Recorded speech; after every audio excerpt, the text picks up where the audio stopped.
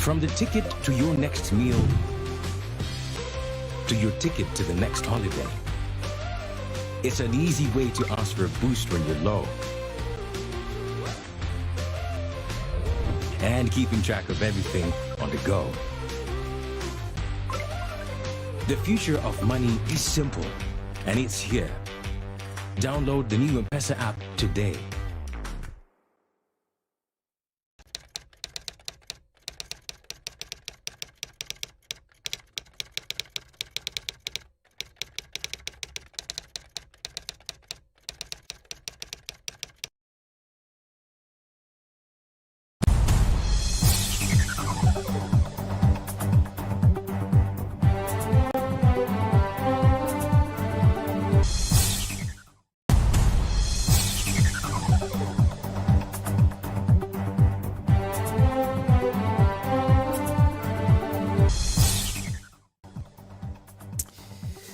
Right, it is top of the hour, 9 p.m. Time check. Of course, it is time. If it is Monday, you know it is the Bottom Line KE Day, where we get to dissect and make sense of the political events in the country. Of course, political temperatures continue to rise. Most of the politicians who are vying for whichever position are on the ground trying to make sense of how they'll be able to get a stake out of the 2022 vote that is just around the corner.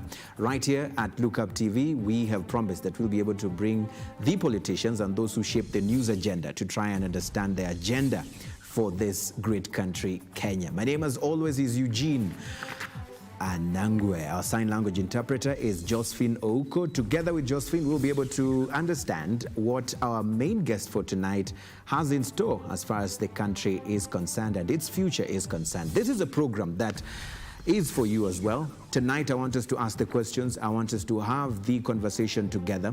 And all you need to do to be part of this is tweet us. And all you need to do is add the hashtag #TheBottomLineKE.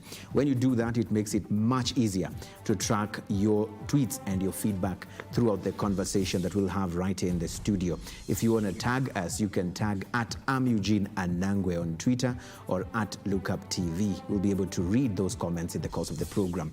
Remember, you're live across our social media platforms. On Facebook, we are live. You can also feel free to leave a comment down there. We'll be able to read them. We're also live on our YouTube channel, that is Lookup TV. Remember to subscribe and leave a comment as well. Let me bring on board our guest in studio. He is none other than Dr. Ekuru Aukot.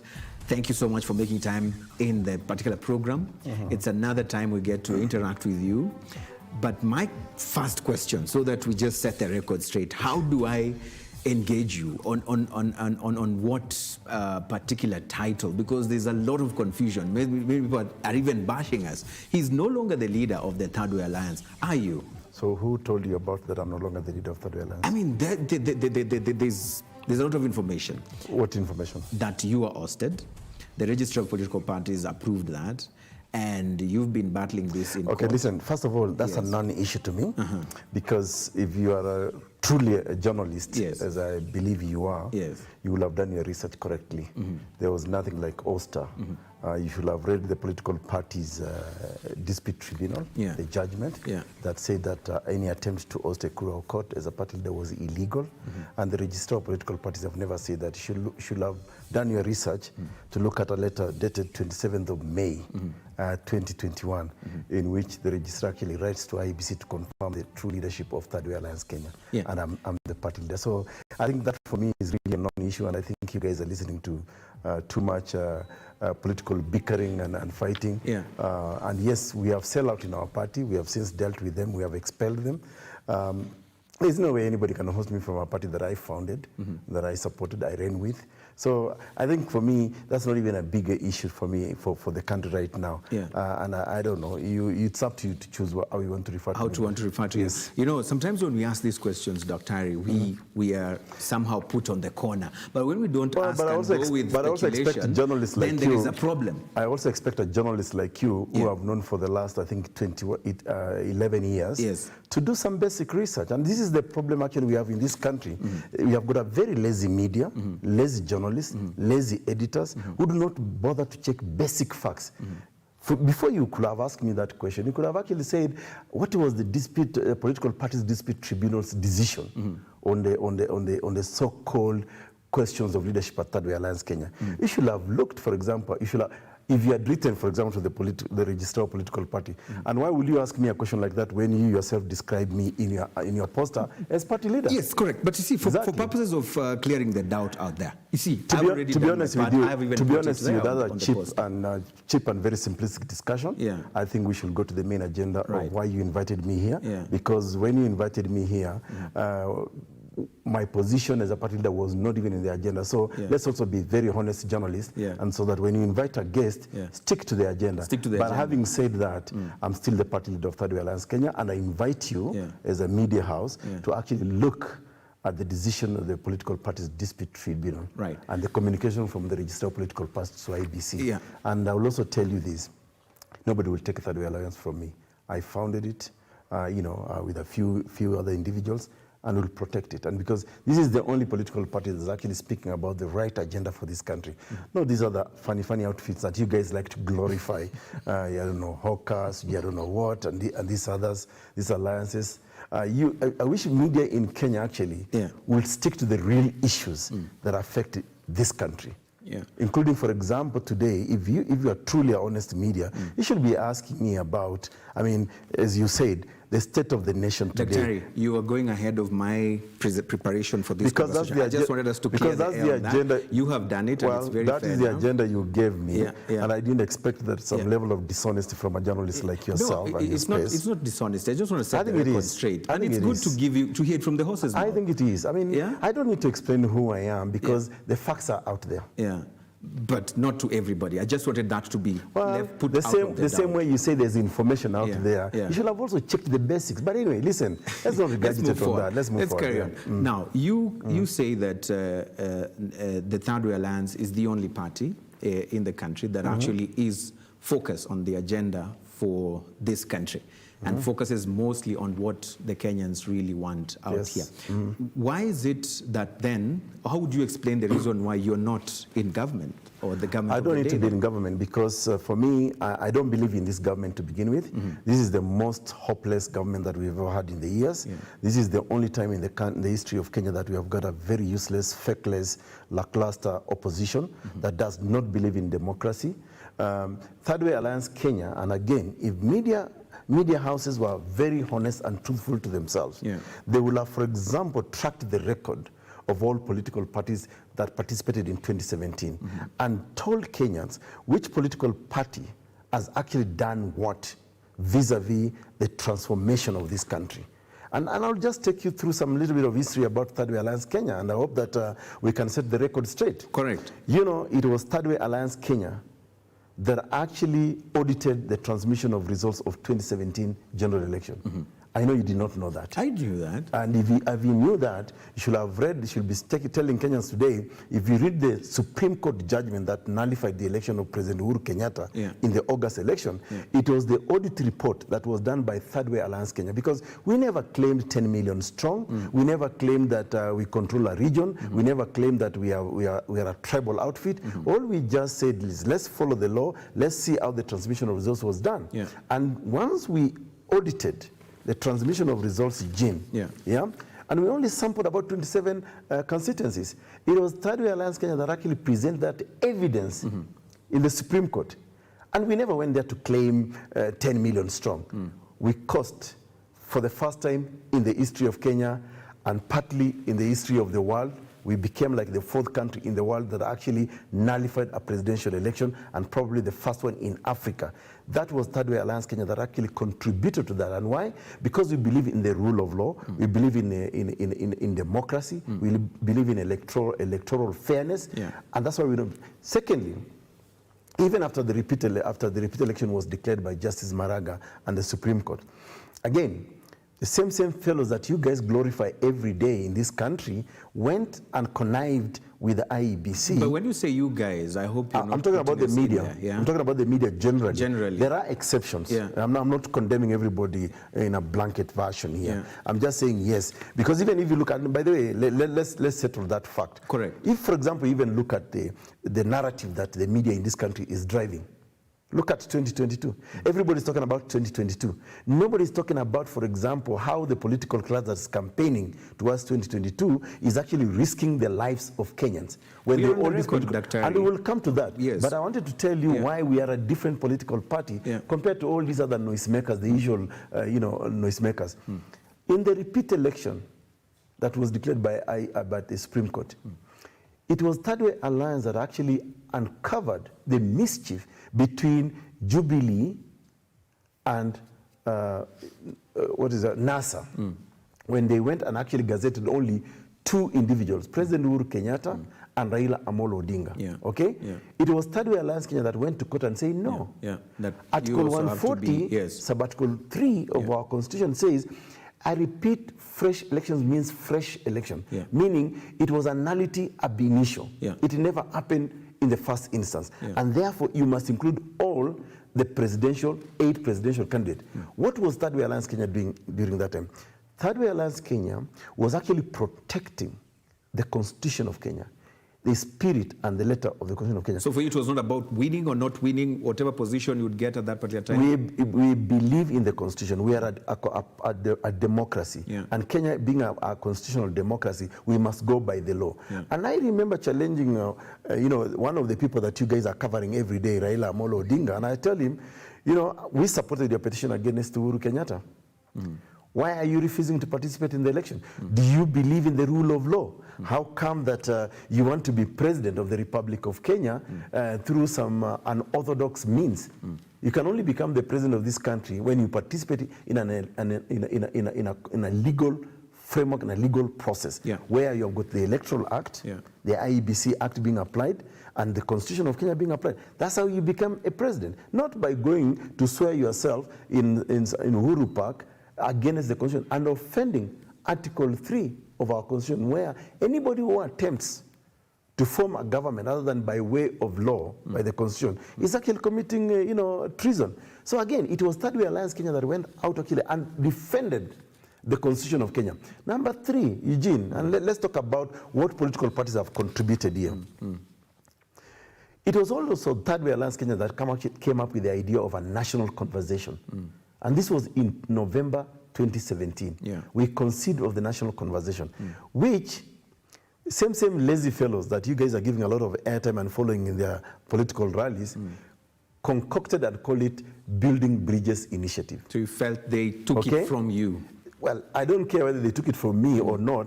For me, I was doing it for the country. Thirdway Alliance Kenya was doing it for the country because we believed in it. Because for us, when we were doing a national conversation, our idea was, and this is the 4th point that I really want to tell you, and I want you to be honest, because we're having a conversation. Very clear. Bottom line KE is about conversation about the country. Yes. We came up with the idea of Punguza Mizigo, reduce the burden on Kenyans. And we demonstrated to this country that if we reduce the size of government, if we end theft of public money, if we reduce the cost of election, we will save the country trillions of Kenya shillings. With trillions of Kenya shillings being saved, now we can fix our health sector, our education sector, our transport sector, our security sector. We will fix all the collective bargaining agreements with teachers, with nurses, with doctors, and we'll be serving 50 million Kenyans. Okay? But this was still shut down. So tell me, yes, they shut it down because, according to them, who the hell was Ekuru Aukot? This is just son of a Turkana nomad who just came into politics the other day. And you remember, for example, someone like Raila Odinga holding a rally, is it in Kibra or Mombasa, castigating me and even inciting people that, my wife, actually, how can a wife be married to a guy like this? Should divorce you. You saw that. Be that as it may, that's cheap and simplistic ideas from people who pretend they have dominated the political space in this country. And right now, we are talking about people who have been part and parcel of our problem today in this country, talking about, I don't know, some bottom-up approach in economic and all that, and I hope we'll come to that. We will. So Eugene, you asked a very pertinent question. Tell me any other political party other than Thirdway Alliance Kenya, and let's just use the yardstick of 2017. okay, Yeah. that actually promoted a national conversation like Punguza Mizigo Kenya. Yeah. Not even the so-called populars or ODM that tried Okoa Kenya in 2015 could not garner even 1 million signatures. Yeah. Thirdway Alliance Kenya managed 1.2 million signatures, and we were able to create a national conversation about the burden of governance in this country. Yeah. And that burden of governance is in corruption, is in the size of government, it is in the commissions, it's in our elections, and and we said, this is what will save Kenya. Yeah, but now, Daktari, as part of our conversation, Eugene, and also I'll also ask you. Yeah, but okay, before you which ask other political party? No, ngoja. Wewe ulisema tuna mazungumzo. Unataka kuzungumza peke yako Daktari. Wacha nikuulize swali moja tu. So we don't put the cat ahead of the horse. Listen, we need to also clarify a few things here and there, and I think it's only fair, okay. Daktari. You see, there are many who still question why did you even partake to the second vote, which was also disputed. Because you had already, you were on the record, the repeat election. You were on the record, Daktari, castigating the IBC. Yes, saying how they are not credible. Yes, in fact, even called upon the UN to run our election. Yes, I did. But you still went ahead to participate. Yes, I did. I mean, what was that for? I did because for me, first of all, I could not be part and parcel of causing a crisis in this country. Okay? IEBC had already been reprimanded by the Supreme Court. Okay? And the Supreme Court found that there are illegalities and irregularities in the transmission of results. My expectation as a party leader and as then a presidential candidate was that I hope now the Director of Criminal Investigation, DPP, will now pick that judgment, look at the way the results were transmitted, look at the irregularities, look at the illegalities, and say, okay, was the Elections Act applied accordingly? Was the IEBC Act applied accordingly? Was the Constitution applied accordingly? And remember, we were still looking for somebody to form the next government. We are not going to form the next government by way of anarchy. We were not going to take Kenya back to 2007, 2008 post-election violence the same way NASA actually wanted. Because that's what NASA wanted. NASA wanted Nusumkati. But they were insisting that no reforms, no elections. They just wanted but you see, it's paradoxical. It's a misnomer for you to say, let's go to the Supreme Court, we invoke the rule of law, the Constitution, and use the Constitution to actually nullify an election, and an order of the court, of the Supreme Court that says, go and repeat the election in accordance with the law and the Constitution. Those are the words of Justice Maraga. It's an order, okay? I am a lawyer by training and profession.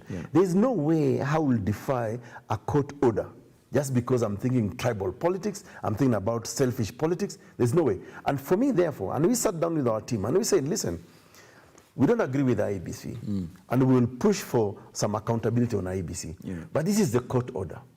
How then do we defy this court order and refuse to go in the repeat election? The repeat election was caused by adherence to the Constitution. The repeat election, was going to be done in accordance with the Constitution. Eugene, what other mechanisms did we have in this country to determine who then becomes our next president? It was through the vote. We still have to use the vote. That did not mean that we are excusing people who committed electoral malpractices. Now, this is where government, those people in charge of government fail. This is where DCI fails. This is where DPP fails, because it was now incumbent upon people like Director of Public Prosecution to say, we have had this finding from the Supreme Court. Who may have committed these malpractices? Was it the returning officer? Was it the presiding officer? Was it the national tallying officer? Was it Chebukati? So even your participation was just in futile, because all these things, as you say, what's his name? Chebukati is still the chair of the IBC. My participation was in accordance with the law and the Constitution, because I believe in the rule to drive an agenda. Because I believe in the rule of law. I believe in the rule of law. I'm a Democrat, and I know that if you can never accept an outcome of an election, then you are just an autocrat. You did not see me in Uhuru Park go to swear myself as a presidential, as a people's president, when I did not even participate in the same election. How then can you be governor Kenya without adherence to the rule of law? Yeah. You know, I'm not saying everything is perfect about our country. Even you and I cannot be. We cannot say that we are perfect. Yeah. Even people who go to church every day, and I know this Look Up TV. Yeah. Saturday is a faith-based television. Yeah. You cannot tell me that everybody who looks up to Look Up TV is actually perfect. Yeah. No. Yeah. But all I'm saying is this: even with our misgivings, there are certain irreducible minimums we must undertake as a country and as a people. Yeah. What are the things that we can live with? Yeah, in this country, in order to take this country forward. And that's why for me today, and I'm actually very, very disappointed when I look at the media reporting. And I must say congratulations to Look Up TV, because you've decided that forget about the 9 o'clock news, let's have a conversation about Kenya. Yeah. That is in my view, a different way of doing things, and I think for me is a step in the right direction, because there are many issues that we really need to talk about, including the 3-point agenda that you invited me to discuss here. Correct. Dr. I mean, you mentioned the opposition in the onset of our conversation. You castigated them, said we are the weakest opposition. We don't have opposition. You don't even have any. No. But in any election, especially those who have claimed for long, for many decades, that they are actually opposition. In fact, today, the opposition is a conduit of a failed Jubilee administration. Yeah, but then, Dr. Someone would say you're shooting yourself on the foot. You came in second in the repeat election. In many cases, number 2 forms the opposition, and they become some sort of official opposition. They form their shadow cabinets. Would you be, would you accept that crucifixion of someone saying, then you have failed as an opposition? No, I did not. You see, Eugene, that's why I keep on saying, if honestly, if you're an honest journalist, you'll have checked your facts. No, but Dr. I'm just asking. Sina kuelezea. Listen, Eugene, unless your memory is really failing you, in 2018, early 2018, Thirdway Alliance announced a shadow cabinet. We are the only political party that said we accept the result of the election, we accept the announcement by the Supreme Court, but we will continue to actually critique this government. We will continue to put a national agenda that will better Kenyans. We had a shadow cabinet. And? Yes, we had a shadow cabinet. And we continued our debate about shadowing the cabinet until up to time of Punguza Mizigo, 2019, 2020, the other day, when they sent moles into our party, and that for me is neither here nor there. Political competition is allowed, but I wish we can compete in terms of ideas, not necessarily looking at Eugene and saying, Eugene is not worth it, let's not even, blah. But listen, be that as it may, we have, we have... So you have your cabinet, a shadow cabinet? Yes, we have stood resilient as a party. We have said we will not be cowed, we will not be bundled into, for example, that nonsense that was called BBI, and we will not talk much about it because it is at the Supreme Court. And don't forget, by the way, this is another contribution of Thirdway Alliance Kenya that you people are not even acknowledging. But that's why you're here. Did you know, Eugene? Did you know, Eugene, that Thirdway Alliance Kenya was actually one of the petitioners against BBI in the High Court? And if you look at all the orders... This was actually at the onset. Yes. At the onset of the BBI. From the very onset. We were opposed to BBI. We told Kenyans, no, BBI is a con game. It's corruption in the making. It is tribalizing this country. It is advancing regional ethnic politics in this country. We went to court twice, before Justice Mativo and now before the 5-bench judge. And if you look at the prayers of Thirdway Alliance Kenya, of all the prayers that were given, 7 were from Thirdway Alliance Kenya. I invite Kenyans to read our judgment, not to look at, is Ekuru Aukot from some big name? Is he from some region? Is he from some tribe? Just look at what we have contributed as a country, But then, actually, you see, what I've realized with a majority of Kenyans, they will always be asking, what has that done to change my status? It is still the same old life that I've been living. And of course, today, Daktari, you and I know, unless probably ni ngumu kujua, lakini all of us know that we have Kenyans who are still suffering. I mean, the cost of living has gone so high. Cost of fuel is up there. And they'll be asking, where has Daktari, what he says, shadow cabinet, how has that even helped us? And I am happy, Jane, you're actually now going to the real conversation about this country. Not about the idiocy that I'm seeing going on in this country, the mediocrity about 2022, which is not even a priority for Kenyans right now. We should be talking today as Kenyans. And look at our press releases. We have been out there dismissing all this campaign about 2022, dismissing BBI, dismissing the so-called handshake crap that is actually causing this country even more harm. We've been saying, let's talk about how do we revive the 7 million small businesses that collapsed last year as an outcome of COVID. DP Ruto will tell you that's what I'm doing with my bottom-up. I will talk to you about Ruto's so-called bottom-up economic model. That's not a model. That's just Raila Odinga is saying, I'll give you 6,000. That's just sloganeering. There's nothing. There's no magic. None of those guys can actually... Why don't you then join Jimmy Wanjigi who says, Fagia whatever? Listen, Jimmy Wanjigi is part of the cartel in this country. He's part of ODM. He's part of the Jubilee. He's just dancing. He has no principles. He doesn't believe in anything in life. But I will tell you this.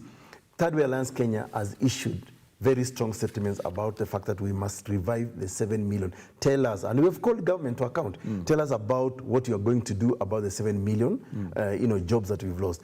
Tell us about, for example, the promises of Jubilee from 2013 to 2017. If you remember, for example, in 3 months' time, the stadium in Wote will be complete. In 6 months' time, the stadium, I don't know, in Kemarin, which is very historic, will be complete. In 6 months' time, the stadium in Wajir will be complete. We are not asking those questions. Those are political promises that are going to actually change the lives of the youth of our country in terms of sporting. We are not talking about the 3 million jobs that Jubilee administration promised. We are not talking about the Big Four agenda that Jubilee administration promised. We are not talking about the national debt, which is currently at about 7 trillion Kenya shillings, meaning you, Eugene, and even your child, you already have Madeni, whether born or unborn, each one of them owes about 120,000 Kenya shillings. That for me is what we should be talking. We should be talking about today, how many Kenyans have we vaccinated? How many Kenyans have we mass tested so that we are able to manage COVID? We should be talking today about the bad behavior of the political class that are talking about they're talking about 2022 election in political rallies. You know, this political class have medical covers or probably have to 10 million inpatient cover. You Mwananchi who is being lured into this political party, they are not even giving you masks.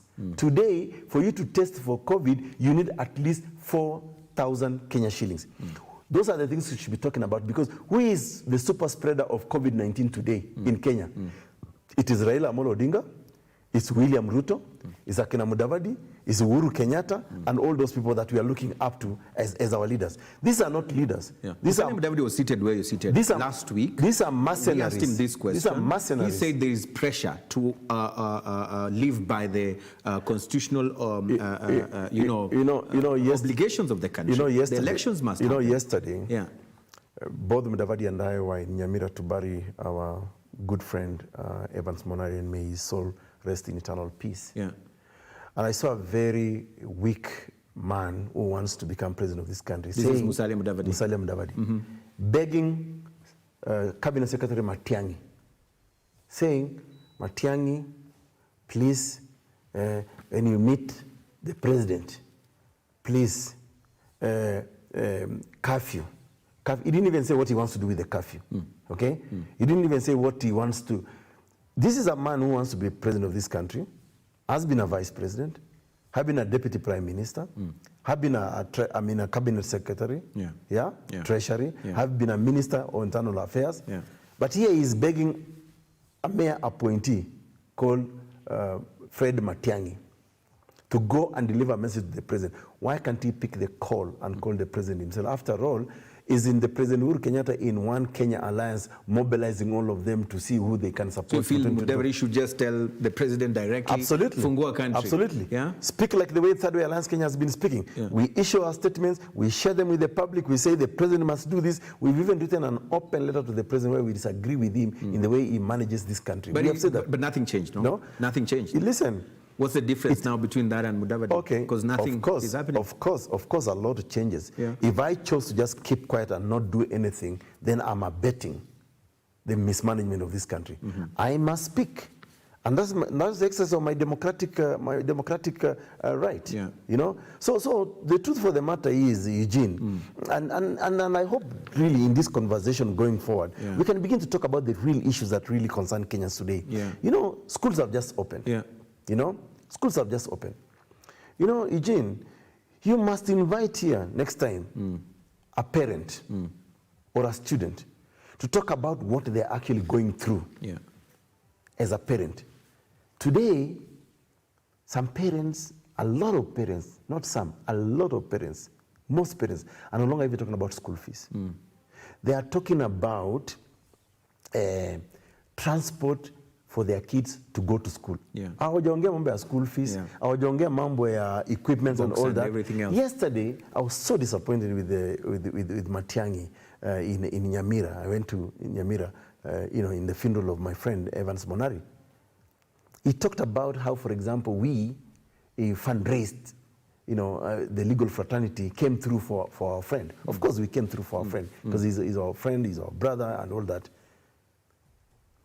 Instead of him talking about how do we make Medicare, healthcare in this country free of charge, you know, how do we tame private hospitals who today are refusing to honor medical insurance conveniently? How do we talk about the conspiracy between medical insurance companies, private doctors, and private hospitals? When you go to a hospital today, the moment they see that you have got a medical cover, they slice you. I mean, you know, you live there probably poor. I was expecting a cabinet secretary will say, we are now going to tackle this issue of medical insurance, how medical insurance companies are actually fleecing Kenyans, are actually impoverishing Kenyans. You know, and some of us, by the way, we have reached a decision where, and we've even spoken to our families, if I get a terminal illness, please don't bother taking me to the hospital. Take me to the hospital. If the doctors actually determine that I may not survive for long, I don't want to bring an economic burden on the family. Selling property, you know, going fundraising and all that. This is the kind of conversation I'm expecting to hear from cabinet secretaries, from government of Kenya. We are not having that conversation, Eugene. Today we know there's an unemployment rate in this country at a rate of about 70%. You know? Ticking time bomb for the young people. Ticking time bomb for the young people. Today we are talking about corruption. Our government itself is abetting corruption. You know, corruption scandals starts with overpricing, for example. You know, if today you are buying a pen of a pencil of about 10 shillings, it's inflated to about 100 Kenya shillings. Okay? Cabinet knows about this. Then Parliament rubber stamps it.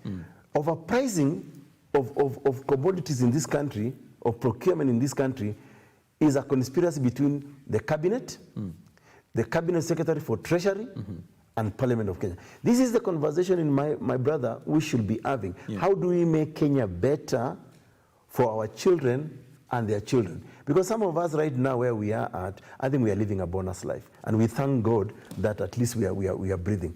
And imagine how difficult life it is today for people like us adults.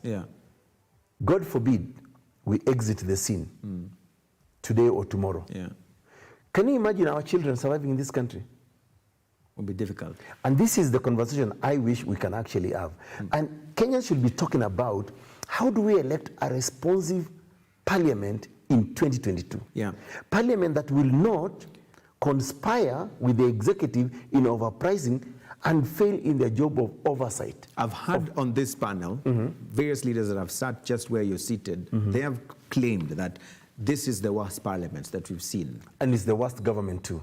All right. And it's also the worst opposition that this country has ever had, except the people of Kenya who are actually feeling the pain. Look, for example, the question of handshake. You know, look at handshake, Eugene. For the longest time, the so-called sponsors of handshake have told us that they are the citadel of democracy in this country. They are the ones who brought changes in this country, blah, blah. Just from a simple handshake, they compromise everything democratic. They compromise everything opposition. They actually go into bed with a lazy, conniving, corrupt government like the Jubilee administration. Because let me tell you... What's your ideal picture of an opposition? My ideal picture of opposition is Thirdway Alliance Kenya. Yeah. And Thirdway Alliance Kenya, what Thirdway Alliance Kenya is to propose alternatives. Where government is right, we agree with the policy of government. Where government is wrong, for example, in the handling of our national debt, which is currently at 7 trillion, over borrowing. You know, we've heard, for example, how the president and his family are actually stashing about 3 billion out in some country, basically funding the economy of another country. I wish they were lending to this country. The ideal opposition for me is an opposition where you actually call government to account. You oversight the actions of government. You offer alternative policies. You say, okay, there is a question of burden of governance in the country today. How do we actually reduce that for Kenyans so that we can make Kenya comfortable? How do we save money and put it to education, to health, to security, to development, to job creation?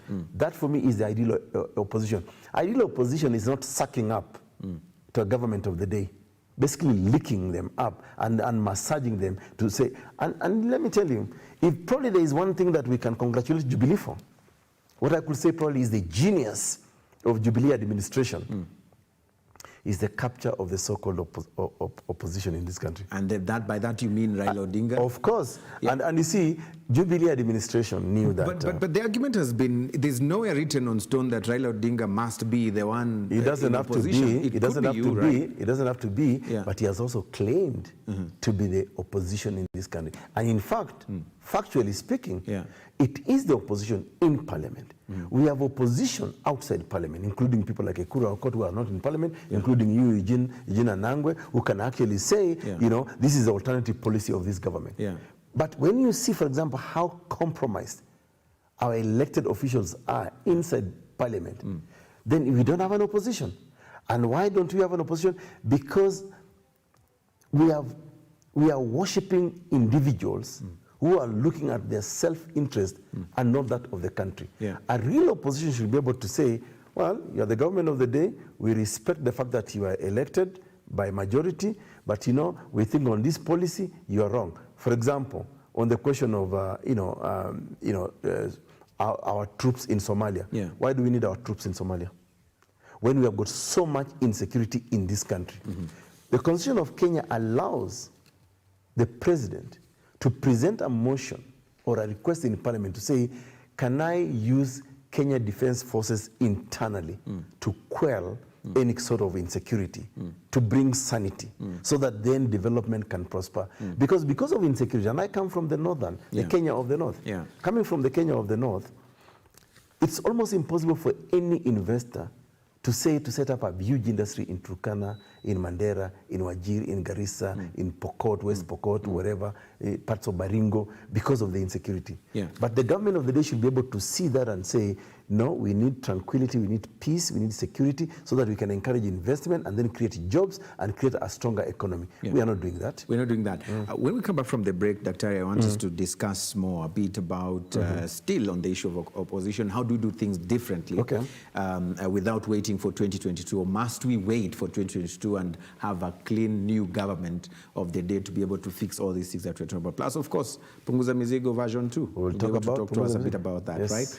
Asante sana. So stay with us. We're coming back after this very short break. I want you to keep tweeting. We've been able to have at least 30 minutes or more of the first break of the show. You've had some statements on this particular platform so far. We would love to hear your thoughts on them. Send us your tweet or your comment below right there on the comment section on our Facebook live stream or on YouTube, or tweet us and use the hashtag #TheBottomLineKE. When we come back, we'll be reading them in the course of this program. Stay with us.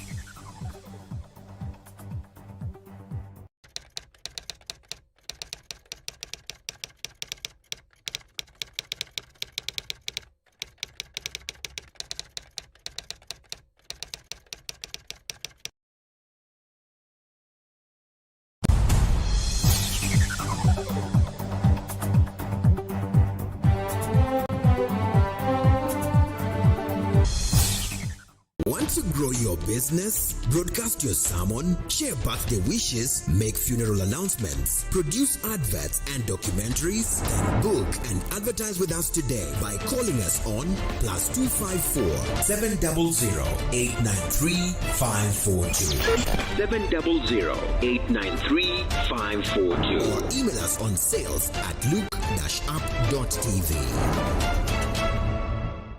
The future of money is simple, like unlocking possibilities with a smile and having the world in the palm of your hand.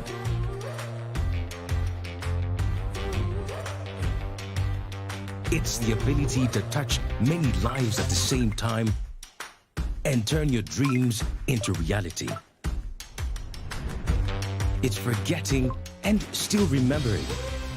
Simple is having everything that you love in one place. From the ticket to your next meal, to your ticket to the next holiday.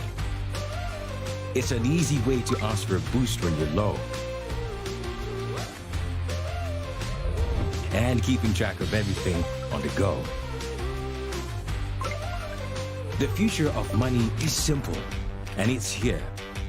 Download the new M-Pesa app today.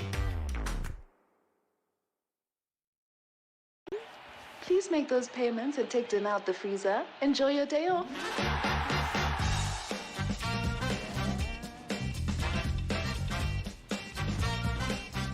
Hey. How was your day? Great. Did you pay the bills? Abby did it. And the plumber? Abby did it. Send money to your mom? Abby did it. Who's Abby? Bank on WhatsApp with Abby, your 24/7 digital personal banker. Another digital innovation that gets things done. That's Africanacity. That's ABSA. Did you take dinner out the freezer? This November, a gathering of music ministers from all over East Africa. It's Kenya Music Ministers Conference with Mavo Jokes. Theme, the music, the minister, the mandate. Date, Saturday, November 6, 2021. Time, morning session 9 a.m., evening session 5 p.m. Venue, Tabernacle of Grace City of Hope at City Square House behind Kenya Cinema, Nairobi, Kenya. Also ministering, Jackie Kelvin, Rosemary Njage, Size 8 Reborn, Anthony Musambi, Messalina, Promise Prince, Agusan Sunday, Irene Seeger, and many more. Hi there, music is beyond the melody, the rhythm, and even the lyrics. Music is spiritual. The gospel in this end time will only travel to the ends of the earth, except on the wings of music. My name is Mavo Jokes. I'm an international music minister and author and also a teacher of the word. Do not want to miss this meeting for anything wherever you are. I'll see you in Kenya. God bless you. This conference will also be aired live on YouTube at Marvel Jokes TV. Do subscribe and connect live.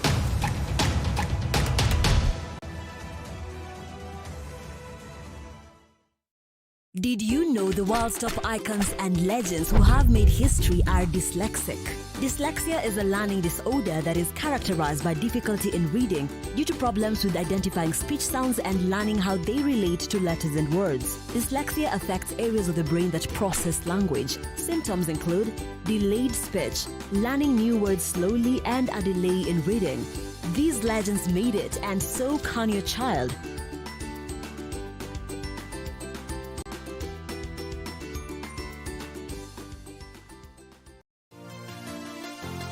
Yeah. Are you looking to turn your passion to purpose? Vera Beauty and Fashion College now brings you online classes at the comfort of your home. We are a TVET-approved institution with over 20 years experience in training competency-based courses in fashion design and creative arts, cosmetology, hairdressing, beauty therapy, interior design in soft furnishings, event decoration and flower arrangement, hospitality and catering, and training of trainers. To enroll, call us today on 0704 577 577 or visit our website at www.verabeautycollege.com. Vera Beauty and Fashion College, a center of excellence. Help me identify a beautiful womb. I never came across one till I got to Vera. Like, follow, subscribe, click the notification button. Join the Look Up TV movement now. Now.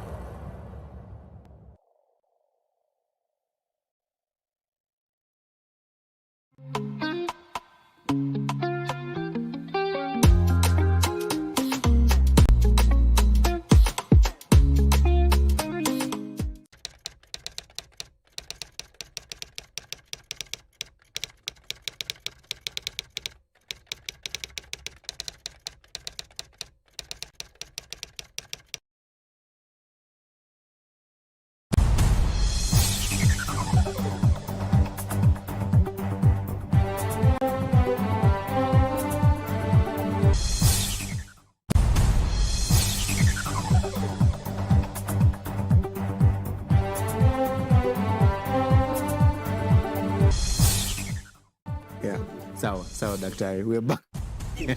There you have it. Welcome back. Thank you so much. We're glad that you always choose to be with us right here on Look Up TV, and the show is The Bottom Line KE. We're here every Monday from 9 p.m., stretching all through 10 p.m. And of course, all you need to do to be part of the conversation is just tweet us and add the hashtag TheBottomLineKE. I'm here with the party leader of Thirdway Alliance, Dr. Ekuru Aukot. If you doubt that, he's here to actually clarify on that. And I have Idewa actually on Twitter who's tweeting and says, Bwana Eugene, Ebu ask Aukot why he was kicked out of his own party. I was never kicked out. That's a useless question. I will not even bother to answer it. Idewa Meskia. Yeah. I didn't say that. Alex Mayore says, ask Daktari if he's been approached by Oka, would he work with them, especially if they back him for president? If they back me for president, yes, I will definitely accept their support, just like I will accept the support of any other Kenyans. But why should they? I will never back any of them. I mean, political support is political support. Yeah. I will never back any of them because there's absolutely nothing new that can come out of, for example, someone like Musalia Mudavadi. As a matter of fact, you will never see them in the ballot by day. And let me tell you, this is my political prophecy. Yeah. You will never see Musalia Mudavadi in the ballot paper. So you're saying here he will not be on the ballot? He will not be on the ballot paper as presidential candidate. Gideon Moi will never be. In fact, someone like Gideon Moi, what is he without the name Moi? Absolutely nothing. You will never see, for example, Wetangula in the ballot paper. You will not see. You will never see Kalonzo Musyoka. In fact, of all these people, the only person maybe who is pushing his way into the ballot paper is probably Raila Amolo Odinga, because he has the gravitas, he has a political constituency, he is not waiting to be nudged, to be given. The rest of them are just waiting. They are actually like vultures, if you ask me, waiting for a carcass, for maybe the lion after killing the, nice prey, to just jump on it after the lion has fed his way. So a lot of these guys, because let me tell you, you're writing them off, Daktari. That's too harsh for you to say that. I am. Because Kalonzo says, if anyone is waiting for me to support them, especially Raila Odinga, it is my time now. To be honest with you, to be honest with you, I don't want to waste valuable time for Look Up TV discussing fellows who do not even have a single agenda in this country. You tell me, if you have to elect leaders, and this is the challenge that we are pushing towards Kenyans, if you have to elect leaders, and I'm now asking someone like Alex Mayore who asked that question, if you have to elect leaders in this country, what has been their track record? Okay? What miracle today will William Samoei Ruto perform in 2022 that he hasn't done since 2013 to 2021? His fan base would say his hands have been tied. He says the president took away his roles. His wings have been clipped. Now he'll be flying freely like the executive officer. Let me tell you. Let me tell you. A president alone does not change a country. A country is changed by a leadership. A group of individuals. Yes, as the president, you must give your vision. And you must put together a team that believes in your vision. What we have been putting for the longest time in this country is not a visionary team. We've been putting a tribal team. Somebody who comes and say, oh, but then, I helped you win votes in region X. So therefore they go to slumber. So there's nothing to expect from William Ruto, because after all, even his so-called economic model is completely misplaced. Bottom up, what is that? The problem in this country is not the bottom. Saying the bottom is the Kenyans, that's not the problem. The problem in this country has been the top. At Thirdway Alliance Kenya, we believe if you fix the top, the bottom will conform. It is the top that determines whether we are sending money for schools, for education. The top that determines whether we end corruption. It's the top. Look at successful countries in the world. It is a question of stewardship. Stewardship doesn't come from the bottom, it comes from the top. In Kenya, the problem has been the top all along. Mudavadi, let me analyze them because you want let me analyze them. So with William Ruto has deputized all the problems we have had as this country. And if he was a person of integrity, he would not want to be associated with a government that has actually failed Kenyans. So you feel he should have resigned? Of course he should have gone. I mean, that's integrity. You see, one of the geniuses of Kenya's constitution is what we call Chapter 6, leadership and integrity. You must bring respect to that office that you are holding. If you truly believe that you have not been given opportunity to serve in the country the way you wanted, quit. But the flip side now is using the 2010 constitution, saying that he was not appointed. He's not an appointee. Yes, but the people have told him to resign. Even the president of the Republic of Kenya today can actually resign if he feels that I'm not able to steer this country forward. Let me give you the example of someone like David Cameron of the United Kingdom. You know, very successful prime minister in his own right. During the Brexit, it was David Cameron who felt that, listen, I don't agree with the British people. This idea of you guys quitting the European Union is a bad idea. But as your prime minister, as your captain, I do not believe I can steer this ship anymore. So I'm saying that's called integrity, okay? Which we don't have here in this country. That's the same way you have opposition that does not want to play opposition, even though they're in parliament, they want to suck up to the government of the day. So that's William Ruto. There's absolutely nothing to expect from him because he's part and parcel of the problem we have today in Kenya. He should be telling us, I mean, look, let me invite Kenyans. We're having a conversation, right? Right. Kasarani Stadium. Who was announcing the promises about stadiums? Yeah? As a matter of fact, you know, Uhuru was very quiet. It was actually William Ruto. You think he played him? I think he played him because today he should be the one telling us, okay, how did we fail not to have the stadium in Wajir, in Wote, in Kimaring, in Tarakanidhi, or whatever. He should explain. He should explain and say, the reason we did not have this stadium is because of ABCD. The reason we did not have these 3 million jobs because of ABCD. So that's William Ruto. William Ruto is part of our problem. After all, if you analyze William Ruto from 1992, you know, he's been part of the problem of this country.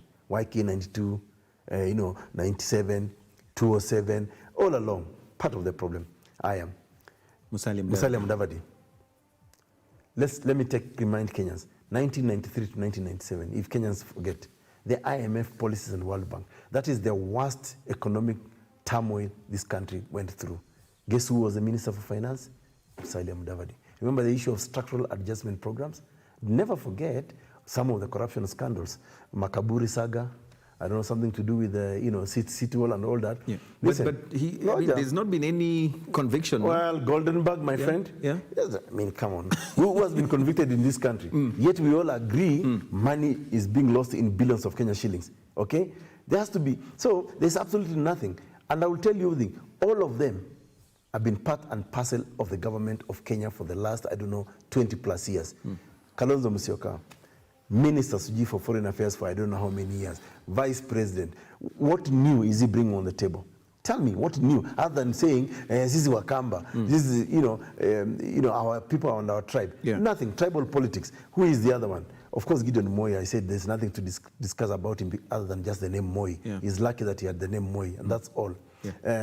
Who else? Let's talk about you. I mean, are you running? Ekuru Aukot will run. 2022? Yes, I will run. So let's talk about you now. Let's analyze you now. And I want Kenyans to look at my track record. Of all, for example, the public jobs that I've had in this country, starting with the Constitution of Kenya 2010. I was the CEO of the Committee of Excellence that successfully delivered in this country's constitution. And they will claim you couldn't have carried all the credit. Well, I couldn't, but I midwife the process. I was the man in charge on day to day. I went around this country, collected views, and religiously we put those views on the table. And yes, there has to be some credit to the people who actually wrote this country's constitution. Correct. Number two, I participated in the last 2017 general election, and I truly protected the constitution of this country and the rule of law. Raila called you a traitor for doing that. Well, he called me a traitor because I don't suck up to demagogues, political demagogues and political perennial failures who do not accept democracy. I don't. You can call me whatever you want to call me, because I'm not a sycophant, and I will never be, not of anyone, not of someone like Raila, who I know does not believe in democracy in this country. He's actually a violent man, if you ask me. You know, a person who believes in violence in this country. He has caused many Kenyans to be killed during those demonstrations, only to sneak into Jubilee administration and have a handshake, forget about these people. So I can never. He can call me whatever he wants to call me. I don't care. That's his problem. So you feel this whole Azimio la Umoja, bring people together, is just a what wild is Azimio? goose chase? For example, let's look at his economic policy or model. And I will compare with what Thirdway Alliance economic model is. He says, 6,000 Kenyan shillings to, I think to every Kenyan or whatever the case may be. Mara is changes. It is to the poor families. Mara, it is due to who? He is not telling us where he will get that money. So let's compare and contrast. Thirdway Alliance Kenya, Thirdway Alliance Kenya, when we were doing Punguza Mizigo, we demonstrated clearly how we can, for example, reduce the cost of governance. For example, on the question of representation, Eugene, which you media houses don't analyze, Thirdway Alliance Kenya asked a very critical question.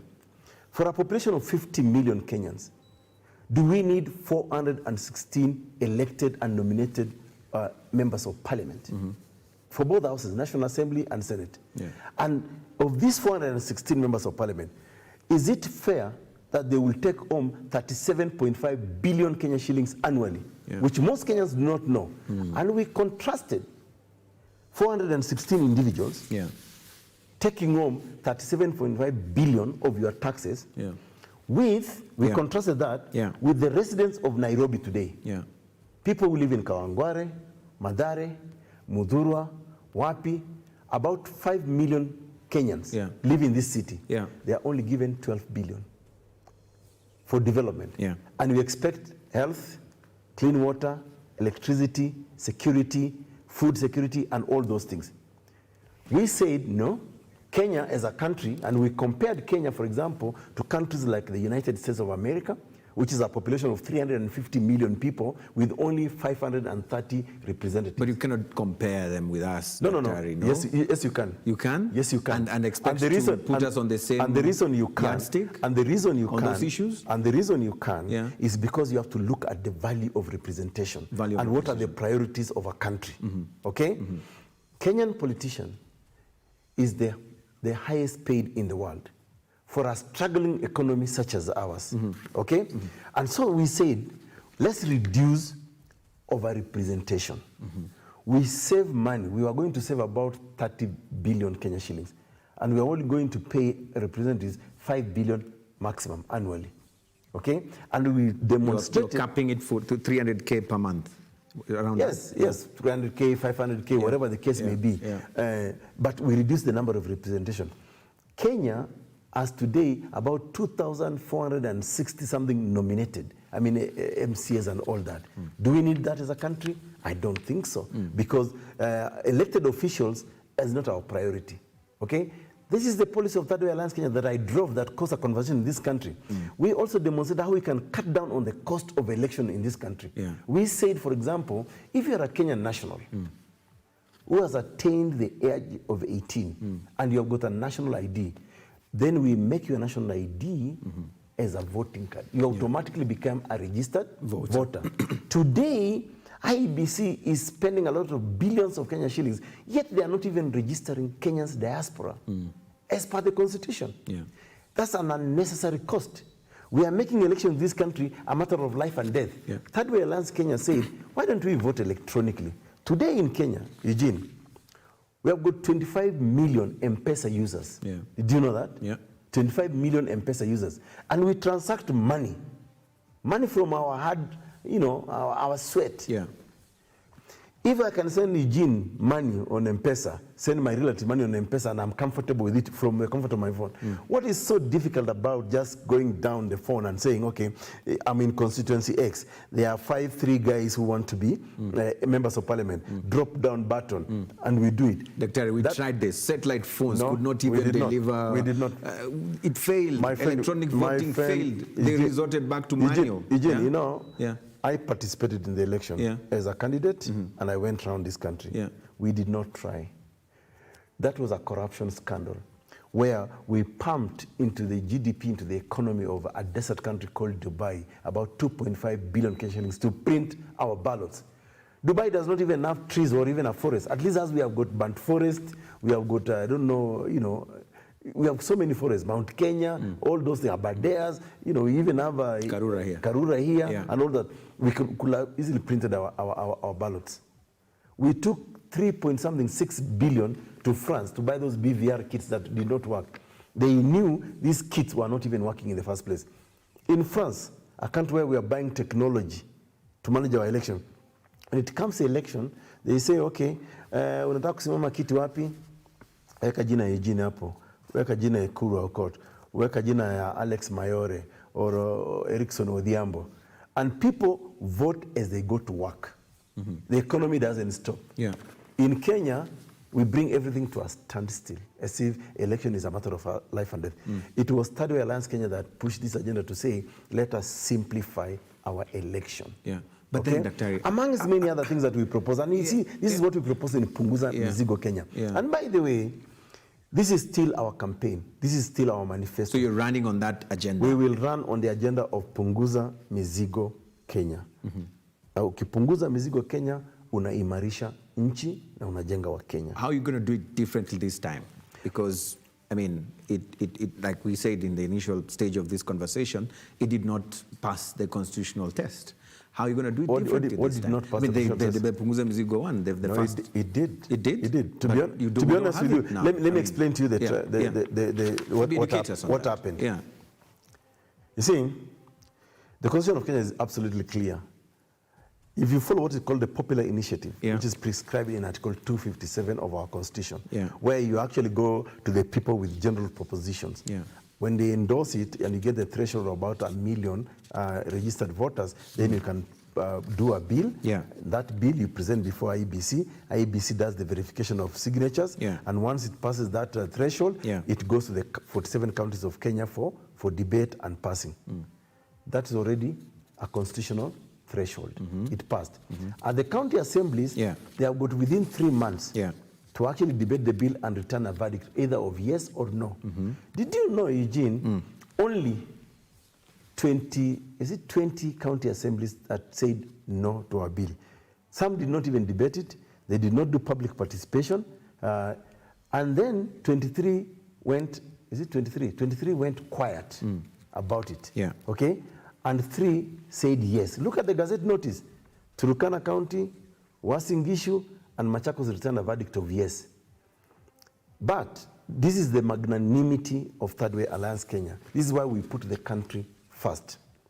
If we wanted to challenge that decision, in law, we say silence means yes.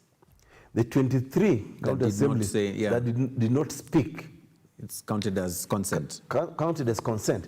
Ongeza na ile 3 ama 2. So we really wanted to go to court to ask the High Court, please interpret this for us.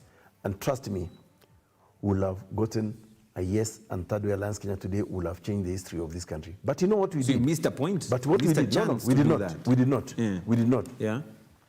Because we went to 29 county assemblies, and we got some really, really good reviews from these county assemblies. They told us, look at this issue on the question of nominations and the question of the presidency, question of corruption. So we felt, I mean, again, this is our love for this country. We said, you know, this is not about political ascendancy. This is not about political, you know, grandstanding. We got very good reviews from the people of Kenya in these 29 county assemblies. Let's revise this bill and input their comments. Okay? And we did that, Eugene. That's why we relaunched Punguza Mizigo 2, which is still owned, by the way. Today, if you go to punguzamizigo.org, you can still sign for the bill. And for me, we're not tiring. We will still take this debate to Kenyans in 2022. We'll even go beyond until we address the question of the burden of governance in this country. You mentioned, Dr. you're running for 2022, and if you're looking at the tectonic shifts and the coalitions and the mobilizations and formations, Someone might be looking at you from afar and says, again, this one, hakuna mali anaenda. You see, you can say that, but I wish Kenyans this time round will interrogate everybody's agenda, okay? Interrogate, we have an agenda. Our agenda is Punguza Mizigo Kenya, imarisha nchi, build every Kenyan. That's our agenda. We want Kenyans to, by the way, at the risk of, chest stamping, you're allowed to do it. If you look at 2017, look at all the manifesto of all political parties in 2017. There was an independent team of auditors that actually analyzed all the political party manifestos of 2017, and ours came the top. Because we are focusing on real issues about, for example, women and youth forming government, protecting the constitution of this country, ending corruption, theft of public money. So all these people who are talking about, for example, Eugene, or the economic model is, so long as there is no commitment on how to end theft of public money, that economic model is useless. Right. You cannot tell us about, I don't know, bottom-up approach. You are not even unpacking it for us. Suji uchumi bora, we don't know what it is, or I don't know the other one, the other guys. 24 hours economy. 25 hours economy. Sloganeering is not going to solve this country. It's practicality. Ending economic and social injustice in Kenya was our campaign. And we came one of the top parties with a better manifesto. So people can say, people can follow the wind. They can follow the political tsunamis today. You tell me, Eugene, and or the viewers. I want to ask the viewers this show, when you listen to those political rallies, what message are they getting? What message? To be honest, I struggle when I listen to, I don't know, Raila, I listen to Ruto, and these days I've even stopped because I see nothing new that comes out of them. I struggle to listen to the other guys. I don't even know who the other guys who are running for president. There's no messaging. There's no message that will transform this country. There's nothing comparable to Punguza Mizigo. So me, what I will say to Kenyans, yes, it's your democratic right to look at Eugene, look at Ekuru Aukot and say he's going nowhere. I don't know what informs that decision, but I wish Kenyans could actually interrogate the policy prescriptions or proposals of Thirdway Alliance Kenya vis-a-vis the policy proposals of the other political party. Let's also not look at the name of the person. After all, I can say this to you. I joined politics. I decided to join politics in 2016. And I decided to give myself at least 10 years before I could retire. And during that 10-year period, I want to make sure that there is succession planning in my political party, in my political outfit, and I hope that I can encourage as many young people as possible to actually participate in politics in the future. You will never see me in politics at my age of 70. I mean, if God keeps me up to then, I'll probably love to be able to spend time with my grandchildren. And if I'm lucky, the time when these world leaders you see at their age, look at Joe Biden, look at his age. This is a time when these people are now considered the leaders. Well, to be honest with you, I believe in succession planning, and succession planning means really encouraging a certain generation of Kenyans to actually take up leadership. I like to live a very easy and comfortable life in my later years, if I'm lucky to live to that long. I also know that with youthfulness comes with energy, comes with longevity, comes with vision. And Eugene, tuonge tu ukweli. Even if we go back to our traditional cultures and customs, as Africans, as Luya, as Turkana, as Kikuyu, Luo, in our own society and value system, inafika wakati the elderly will actually sit back and say, let the young people now take charge of the community, okay? Let them protect the community. They become the wise men and wise women who will then now be consulted by the younger generation, the younger people that will now protect the community. There's something I can tell you for a fact. What is so special about politics? Why don't we also achieve the same in politics? And you see, for me, it's a question of leadership. It's a question of stewardship. Any country that seeks prosperity going forward must have a steward. There's a very tired example I like giving. And I've given this many times, but we have to repeat it until Kenyans actually understand this thing. It is said, and it's documented, not Ekuru Aukot saying, that in the 1960s, Kenya was at par with the tiger economies of Singapore, South Korea, Malaysia, Thailand, and the rest. In fact, we're even better than them in the economic terms. Yeah. It is even said that actually we even lent, I think, money to South Korea. Yeah. We even exported our public charter to Malaysia, and they perfected it. So what happened to us 50 years later? Why is our economy stagnating and getting poorer and poorer? Our people getting poorer and poorer, while those people who are better off actually are now millionaires and billionaires. So much so that in a country like, say, Singapore, the economy of Singapore is like, everybody is like a millionaire. Yeah. Why? The reason they prospered, Eugene, is because of leadership. Leadership is a value. Yeah. Yeah? Even in your own home, as a parent, if you don't show stewardship, leadership, you cannot say that you are a responsible parent, a responsible father, a responsible mother. Your children might even wake up one day and just disrespect you, because you have to show leadership. The way I see it is a value that must cascade downwards and build society. Yeah. Now, talking about your campaign, I mean, let us spend a few minutes to also just try to understand that. The argument would be the train already left, and we don't seem to see Dr. Ekuru on the ground with the people. Where is he campaigning? What is his lineup looking like? Yeah, first of all, the difference between me and all these other people who have already boarded whatever train, I don't know where that train is going. I don't know which station it was docked before it left. The difference between me and them is that I'm a responsible Kenyan citizen. I'm a responsible leader. I will never dupe the public. For me, leadership is not a matter of life and death. It's about prioritizing our country. It's about putting priorities putting issues on priority. What is a priority to Kenya today? A priority to Kenya today for me is one, corruption. Theft of public money is robbing us a lot of things. We now have a confused education system. From 844, we are now going to what is called CBC, competence-based curriculum. We don't even know. It's costing Kenyans, parents, a lot of money. Do you know today, I remember when I went to school, Eugene, I don't know about you. I think generations and generations read one book. And here we are. I bought a book yesterday that I actually, for one of my daughters who's in and 844. I'll buy a book today. We used it. I'll transfer it back and back.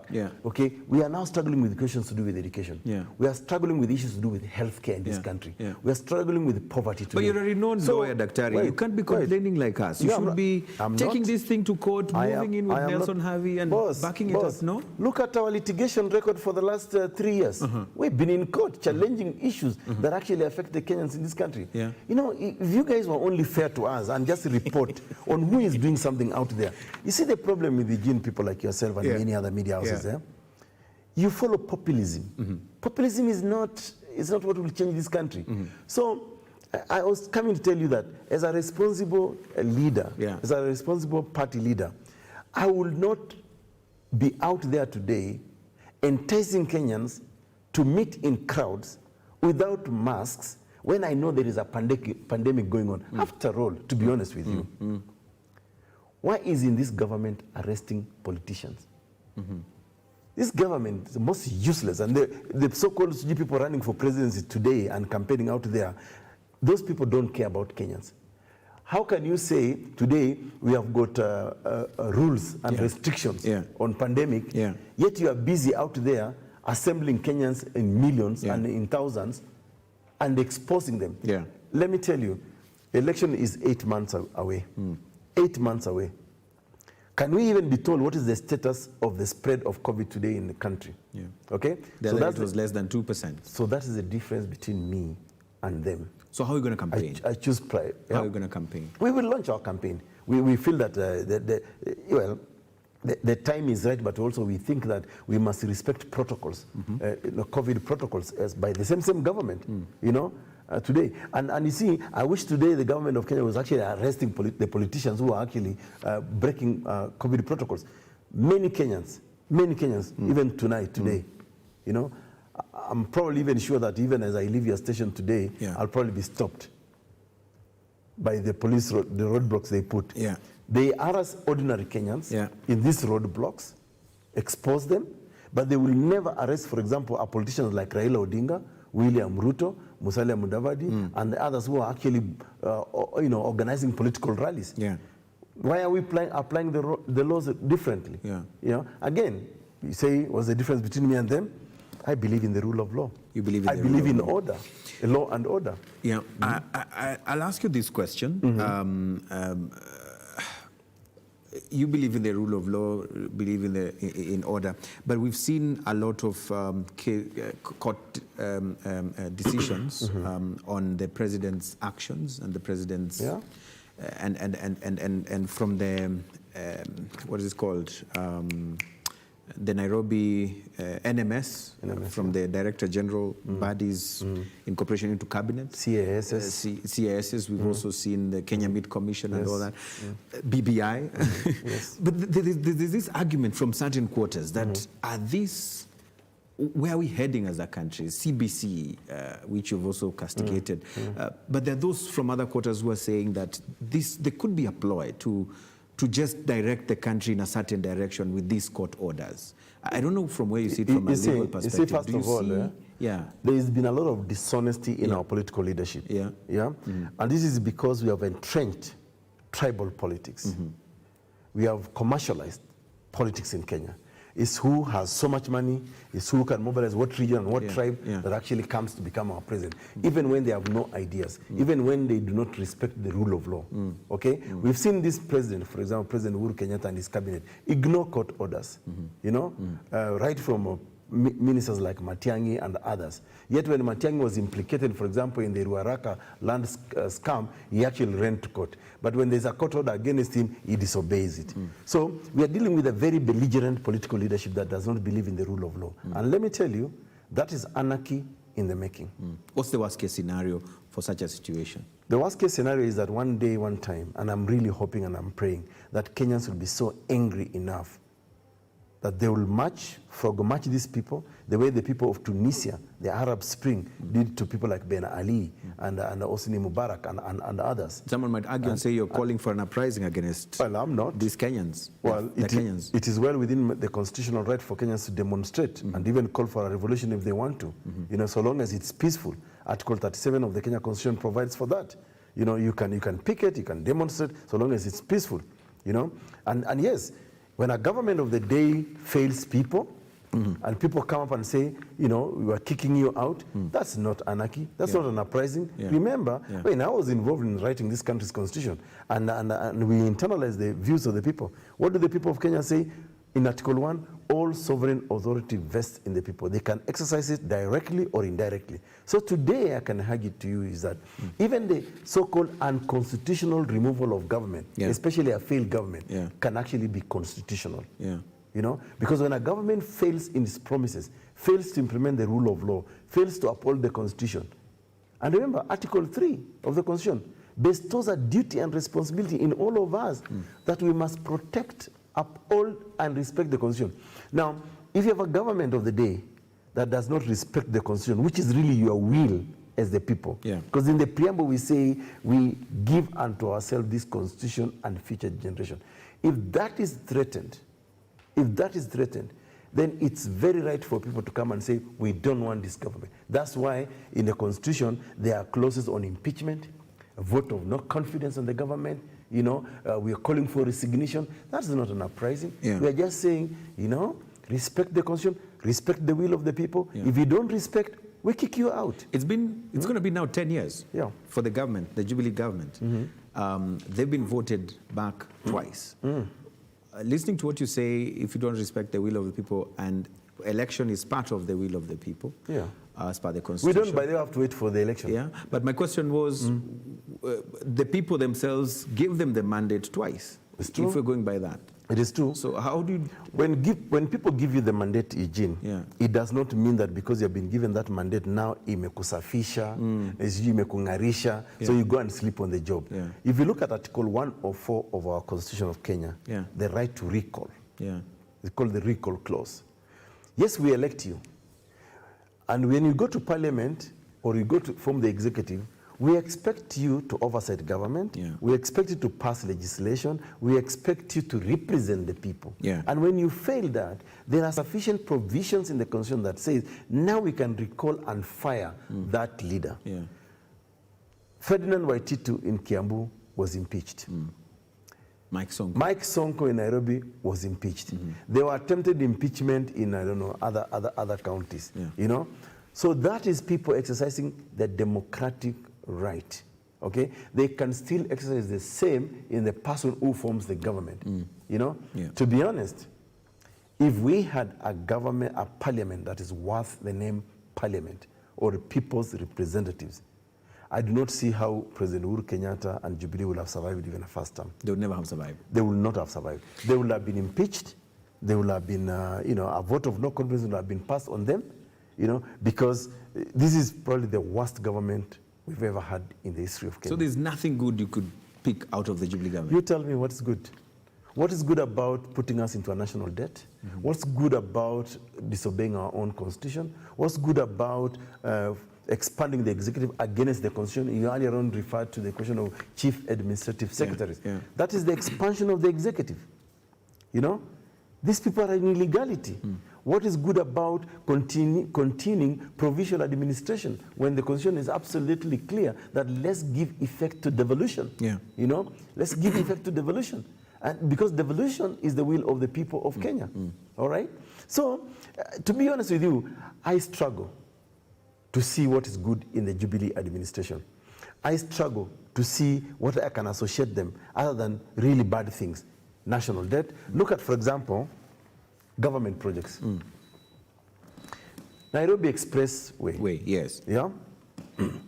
It was conceived during the Kibaki administration at that time. Yeah. I think in Kibaki's wisdom, he felt maybe this is not a priority for Kenya now because it was allocated what? It was budgeted at 21 billion Kenya shillings annually. 21 billion to complete it. Come Jubilee administration, they hiked it to 64 billion in the first phase. Now there's another increased 10 billion. So it's going up to like 70-something billion. You tell me, Eugene, is Nairobi Expressway a priority for Kenya today? I love the fact that we can improve on our infrastructure. Look at even the length of it itself. You know, SGR, 350 billion Kenya shillings, borrowed from China, okay? And then we are pretending we are buying land, we are building a new railway. Kenya Railway, right from the time of the colony, is one of the biggest land owners in Kenya. The difference between what we call MTR, the meter gauge railway, and the SGR, the standard gauge railway, is the question of width. Yeah? So what we needed to do is to just expand the width of the MTR, the meter gauge railway. And continue with that. And continue with that. And we will have saved Kenyans billion. The estimated cost for SGR at that time was 60 billion. We went up to 350 billion. And guess what? A lot of that money went into compensating people, not even doing the rail itself. And even then, as you know, we've never even completed it to where we wanted to take it. I saw some videos. It's heading back to, it's back on track, the old railway. I saw some of the villages. They've taken some videos of it. But I want to read a few comments right here. We have Hebrews Walan who says, quite some bold points. I hope he gets an opportunity to contribute to the rule of law in this country. I think you don't need permission to do that.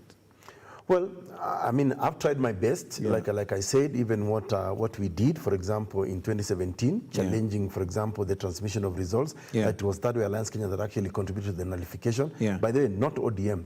You just need to read, for example, I'll invite him to read the Supreme Court judgment, and he will see exactly who actually contributed to the respect for the rule of law. I mean, we recently were one of the parties that actually contributed immensely to the nullification of BBI in the High Court and also in the Court of Appeal. Again, that's our contribution to the rule of law.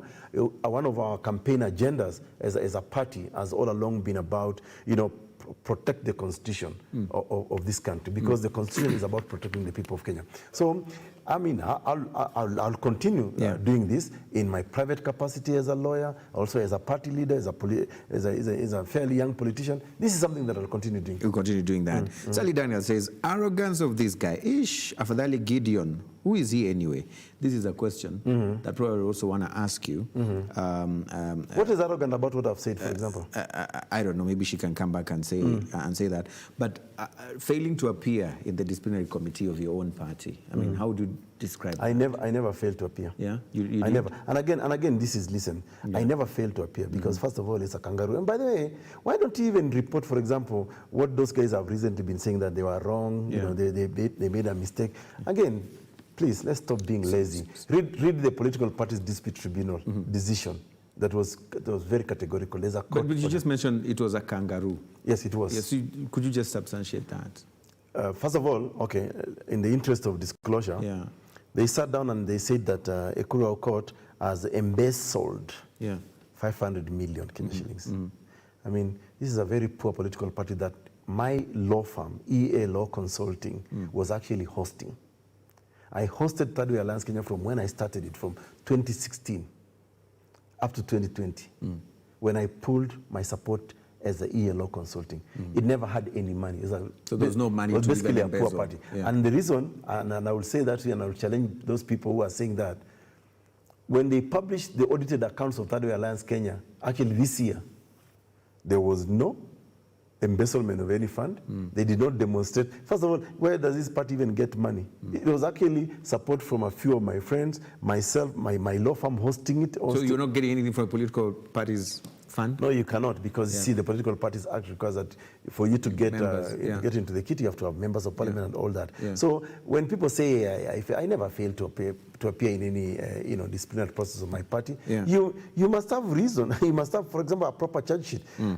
Today, the people who are accusing me of those things, the bottom line was this. You know the reason they were doing that?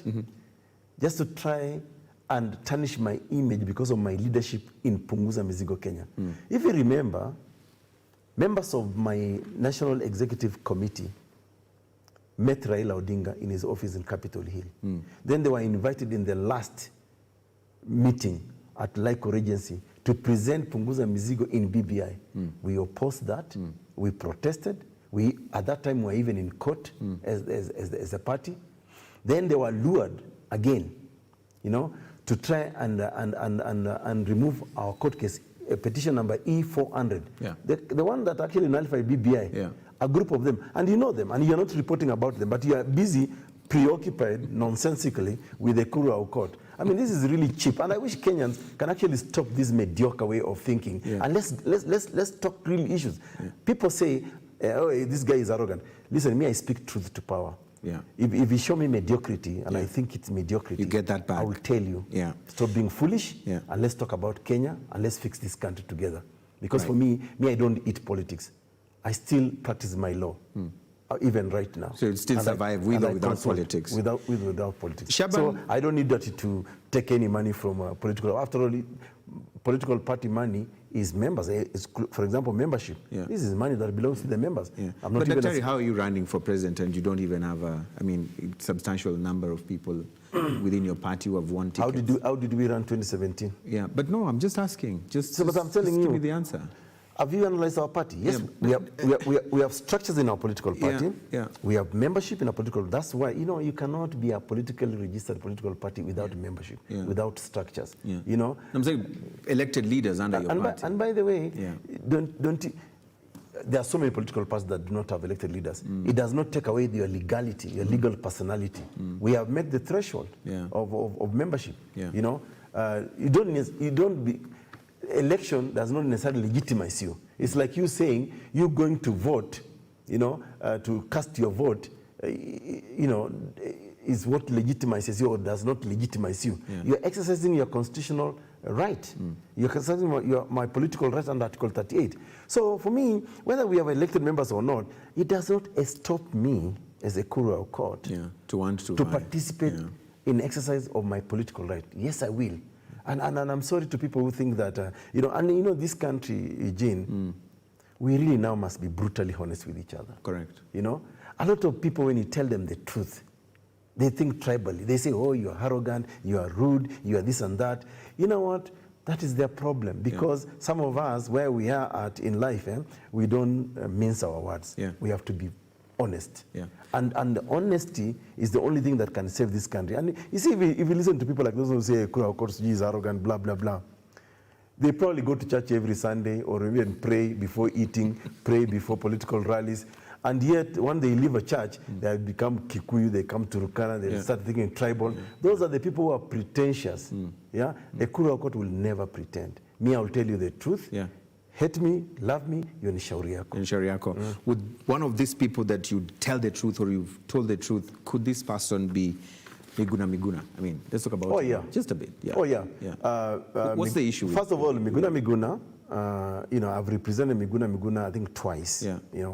As lawyer, one when he was fired by Raila Odinga. You guys seem to have a lot in common. Yes, what's the issue? When Raila...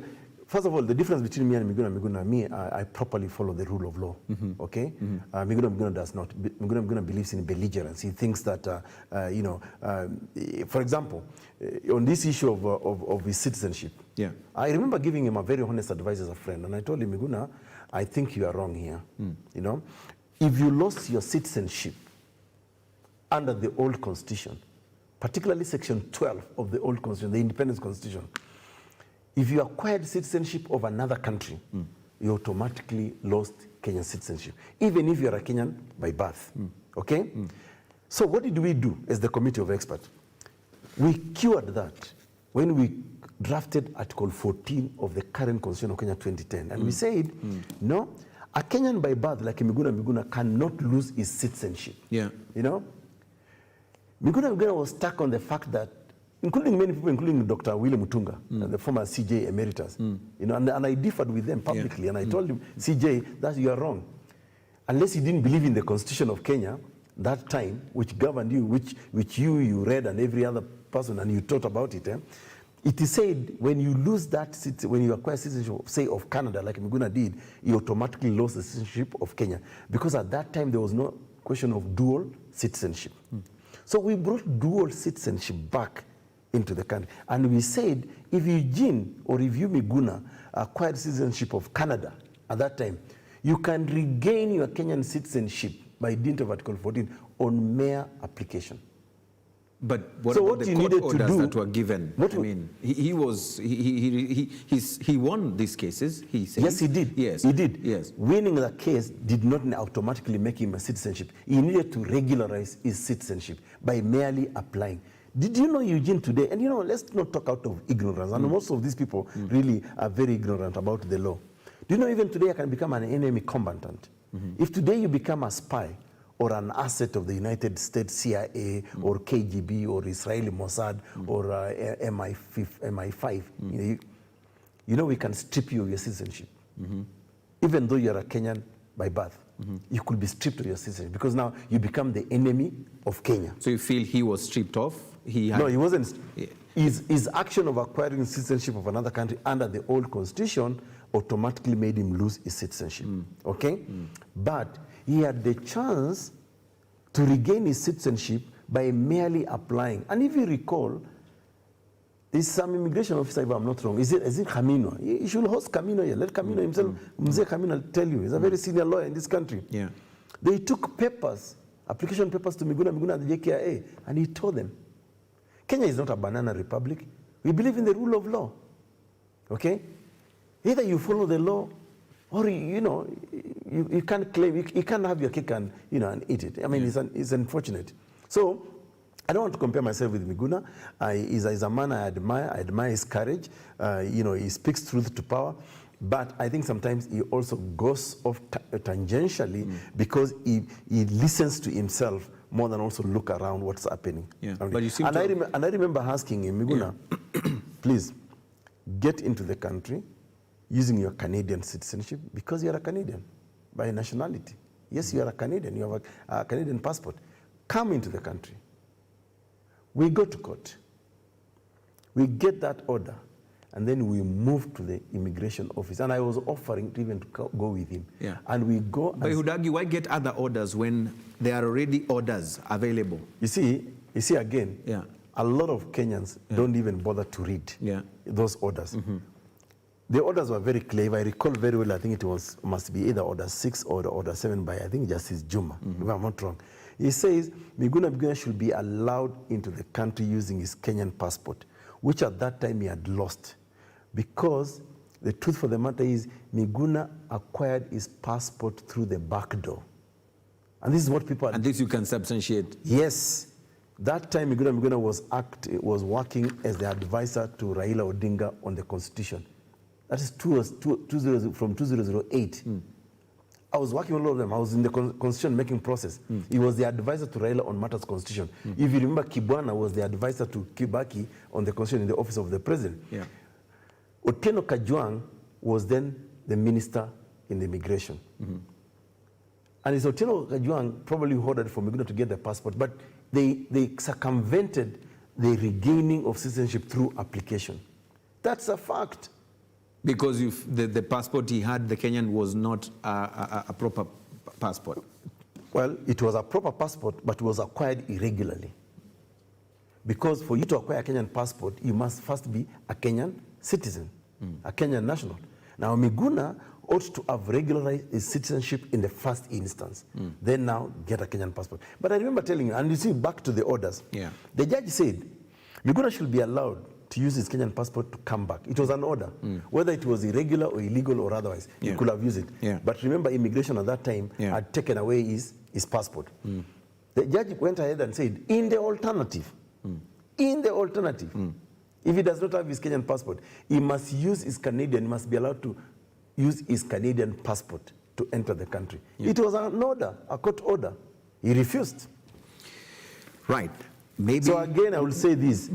People who are just speaking about this thing without facts, I say, please, find time, read those judgments. Would you debate him if we were to invite him? Miguna, about what? Yeah, like national issues, real issues? I have no problem. I can talk to anybody. I can debate anybody about Kenya. Are you concerned that you lost a member of the Thirdway Alliance because he pulled out? He was never a member. No? He was never a member. So what was that letter saying that he is Miguna was part of the membership of Miguna was part of the cartel in our party that was undermining Punguza Mizigo in favor of BBI. Remember, he's the one who saw Raila at Uhuru Park. Don't you remember that?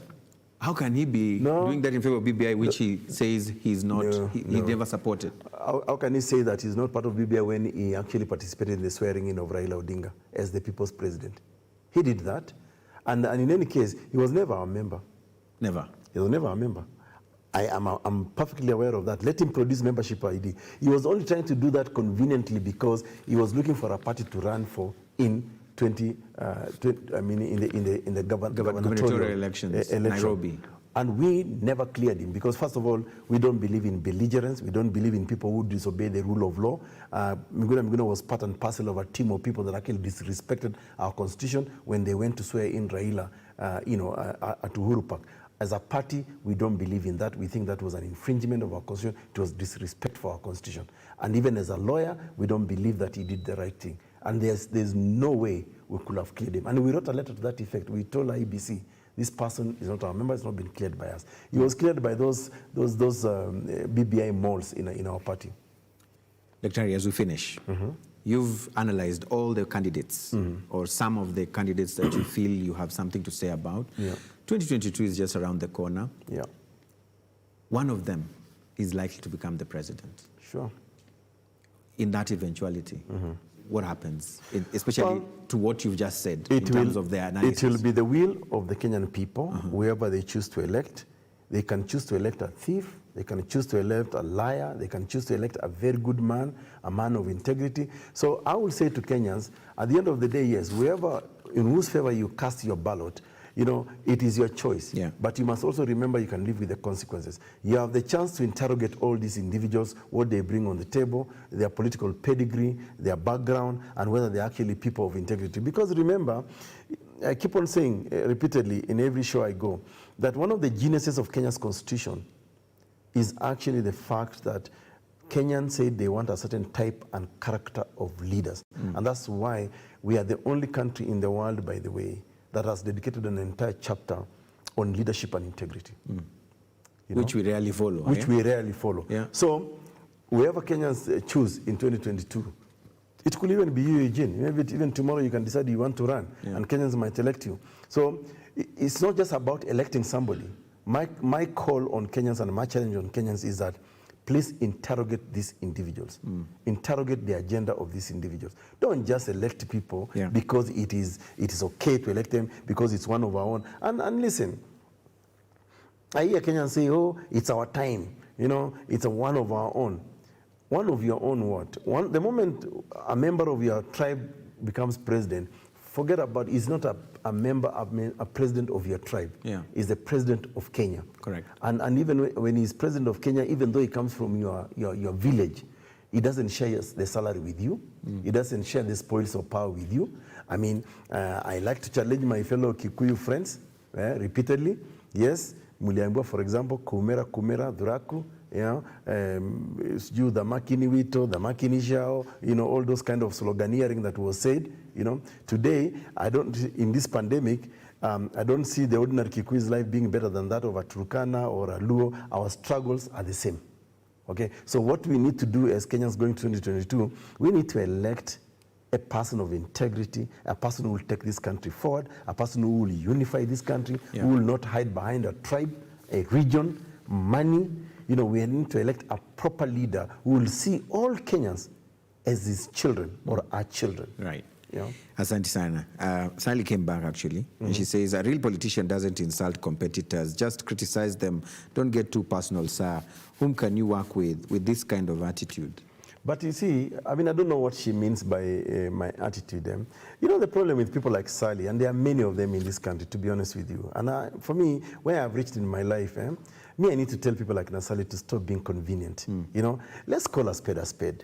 We've been lied to in this country for the longest time. We've been lied in this country about tribe, about all these things. So you can pat yourself, please yourself by wanting to be politically correct. I am not one of those politically correct people. I like to be very honest about our country.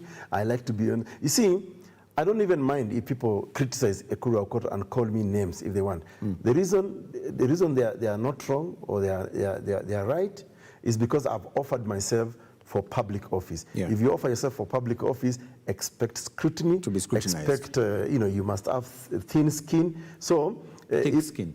Thin skin. You must have thin skin. Yes. You know, you cannot be a crybaby because somebody like Sally now says Ekuru Aukot is arrogant or this and that.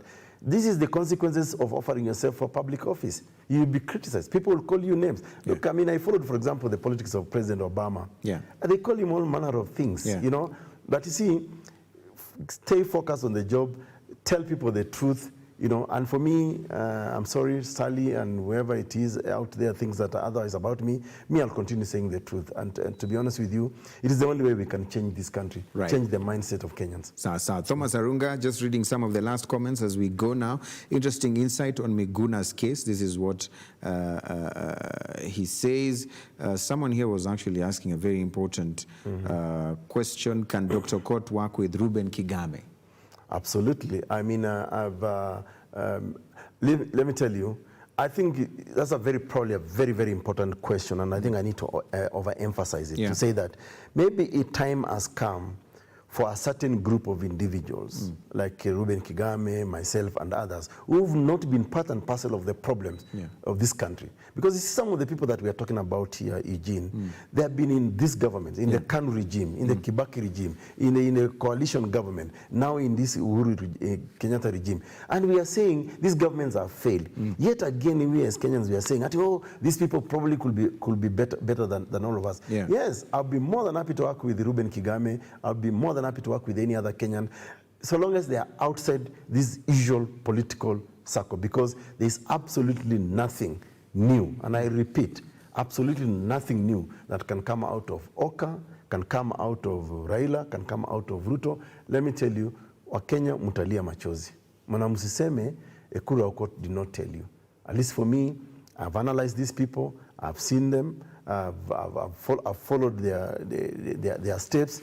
I see nothing new, absolutely. Nothing. If Eugene tell me today that you want to run for Kenya's presidency, I will sit down and listen to you and say, okay, fine. Because we have to look at people's track record. these people that we keep on debating and discussing, and by the way, I wish we can move away from them and start talking about other new people. Because we can also say, wewe ulipopatiwa ministry fulani ulifanyia nini? What new thing can we remember you for? You know, today, look at the problems we are facing in this country. And Parliament is quiet. Senate is dead. The executive is there.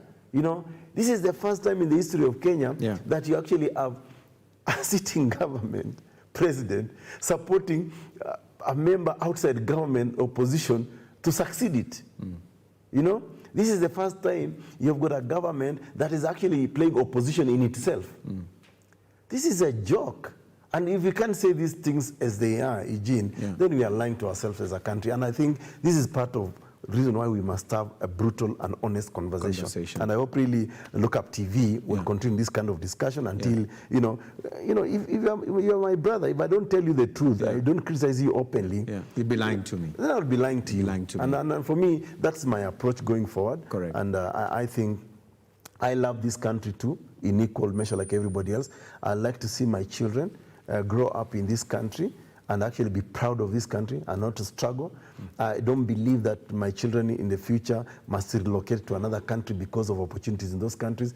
Kenya is a very rich country on its own. You know, if today, for example, we just harnessed and developed the oil from Turkana and maybe even build a local refinery, how many Kenyans will probably even immigrate to Turkana because of opportunities there? Will be good to if go. we did, for example, Tiomin properly in Kwale, you know, and develop it to become really the capital county of Tiomin mining, or Mui region in Kitui, and many others. You know, we will be creating nationhood. Today, we are just a conglomerate of ethnic identities that found ourselves in an accidental geographical location called Kenya. Because of time, Daktari, a yes or no answer, if it works for you, you must not change things by being president. You actually even mentioned Si lazima kuwa president. Now, if they became president, the others, and they said, you have very great ideas, could you come work with us? Well, yes, no. It's a yes and no. It's a yes and no. If I don't believe in your leadership and I don't believe in your policies, if you're going to just bring me into government because you want to pacify me, then it's an absolute no. But if I come into government because you must really give me the okay to employ my skills and actually to be able to help Kenya, and we work together towards Kenya, so long as the common denominator is let's all change Kenya, then it's a yes. And I get the chance to serve my country, I'll definitely serve it. But see, I will not serve my country if you are going to see me as a political puppet, a political soldier. That will not be me. And that's why for me, I will not serve in any government where I'm expected to just be a political puppet of a president or whoever is from the presidency. I can also still serve Kenya by just remaining critical of a current regime, of a current government, suggesting better ideas on how we can improve on things. That is also service to Kenya. Just like the same we have done since 2017. I think it's time. We didn't know we would go up to this. It's almost 2 hours. It's a very interesting conversation and one that will not end anytime soon. I'm sure. Especially going towards 2022. Let me not throw another question because I'm sure my team at the back end there are just like, Anangwe, let's go now, you know? But thank you so much, Daktari. You're welcome. It's an honor having you on the show. I'm hoping that we'll be able to still have you coming. Absolutely. And I think it's a conversation we must continue, must not stop, and diversify your audience, meet as many Kenyans as possible. I hope you get the chance to also host just an ordinary Kenyan and ask an ordinary Kenyan, what do you see as the state of the nation today? You know, don't just talk to politicians only. Correct. Because this country is not about the we political do that truth. a lot. We've asked them whether the curfew should be lifted immediately because the president says soon. And maybe you should also consider of an audience. You have got a very big, beautiful, studio here. Maybe, make it a conversation for all Kenyans. Correct. Yes. We will do that. Asante. And thanks for having me on the show. Asante Tena again. Thank you so much for being with us up to this particular time. Thank you for choosing Look Up TV. Thank you for choosing the Bottom Line KE. We will call it a wrap right here, right now in these four walls. But as always, the conversation continues on our digital platforms. The hashtag, as always, is the Bottom Line KE. My name, as always, is Eugene. And Nangwe. Let me say bye-bye on behalf of Josephine Aukot as well, who's been our sign language interpreter, and the entire teams that have made this broadcast a success. Asante sana. See you next time.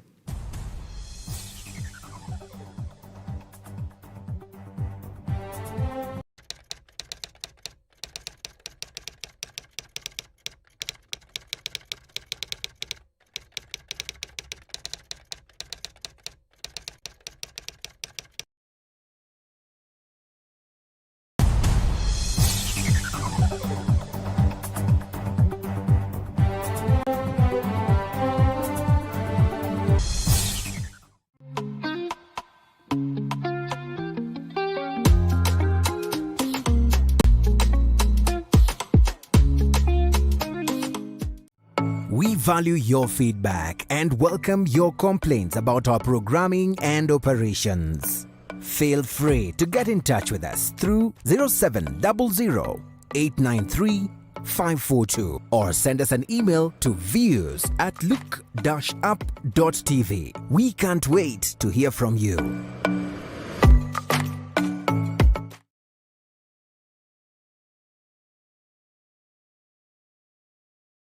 Want to grow your business? Broadcast your sermon, share birthday wishes, make funeral announcements, produce adverts and documentaries? Then book and advertise with us today by calling us on +254 700 893 542 700 893 542 or email us on sales@look-up.tv.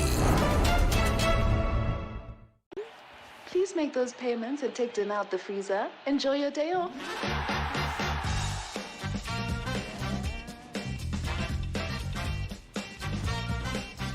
Hey.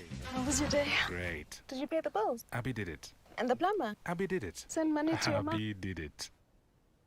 Who's Abby? Bank on WhatsApp with Abby, your 24/7 digital personal banker. Another digital innovation that gets things done. That's Africanacity. That's ABSA. Did you take dinner out the freezer? The future of money is simple, like unlocking possibilities with a smile and having the world in the palm of your hand.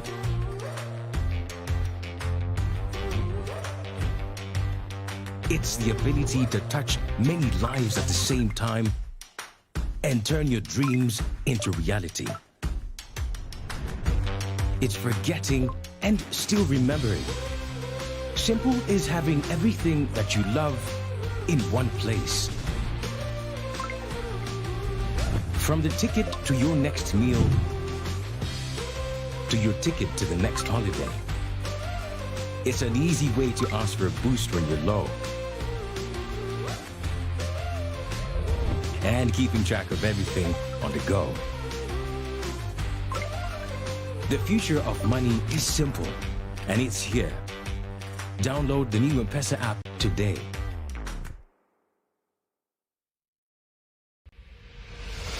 This November, a gathering of music ministers from all over East Africa.